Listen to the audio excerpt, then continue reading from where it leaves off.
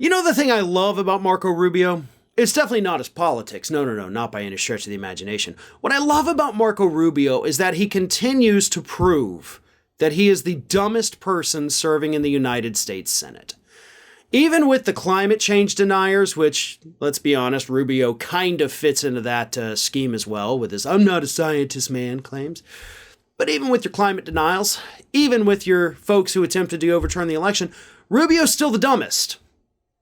And he's also a great source of always proving that he is, in fact, the dumbest. See, Rubio got the opportunity to go on Fox News this week on Fox and Friends, where he decided to, like so many other Republicans, go after the so-called woke military and somehow blame military wokeness on China exercising these military drills around Taiwan.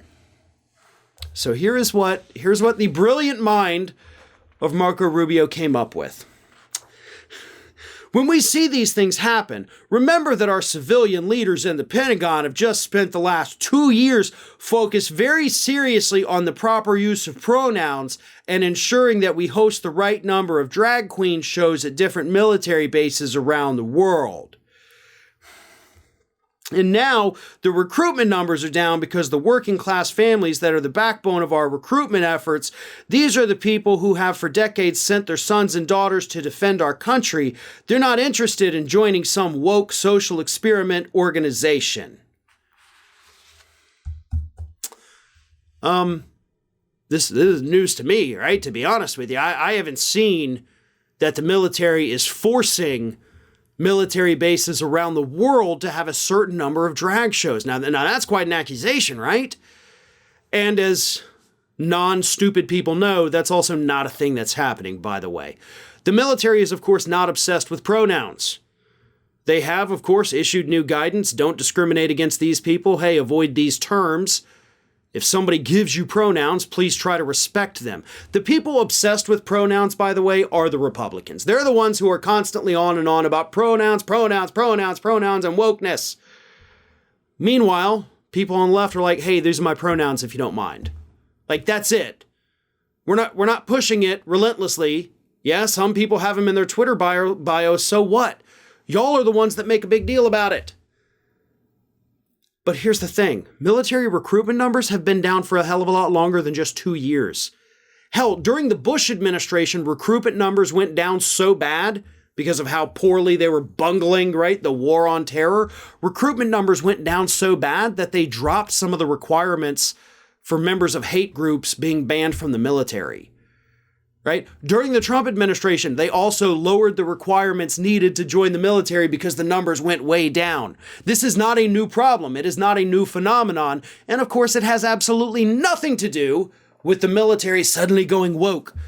Oh, it gets so much better, though, because he gets so much dumber. He continues. You're going to see China launch rockets over Taiwan, potentially military airplanes launching over Taiwan. And I think part of this is messaging, but I think part of it is to send a very clear signal to leaders in Taiwan. If we decide to take you by force, you won't be able to stop us. And therefore, you should negotiate the terms of your surrender. You see, bud, China right now is exercising military drills over Taiwan, not necessarily to send Taiwan a message, but to send the United States a message. They warned us that this was going to happen if Pelosi went to Taiwan. She went to Taiwan. Now they're doing this. So what exactly is your point here? I don't think you have one. I don't think you know what you're talking about. And of course, as I said in the beginning, that is one of the best things about Marco Rubio. Right? The guy never fails to disappoint when it comes to being stupid. This, of course, is why his 2016 presidential campaign went down in flames. Anytime you pull this guy off script, he panics. He starts repeating himself like a robot. Chris Christie pointed that out in the 2015 Republican primary debates. And he hasn't changed. He has a set list of talking points. He doesn't care if they make sense, but he's going to keep repeating them over and over and over again because he's not smart enough to think of something else to say. Hey everyone, this is Aspen. And did you know that for the low cost of $0 per day, you can subscribe to the Fair and Balanced YouTube channel, We also encourage you to like, comment, and share, but again, click that subscribe button and help Aspen not be so grumpy.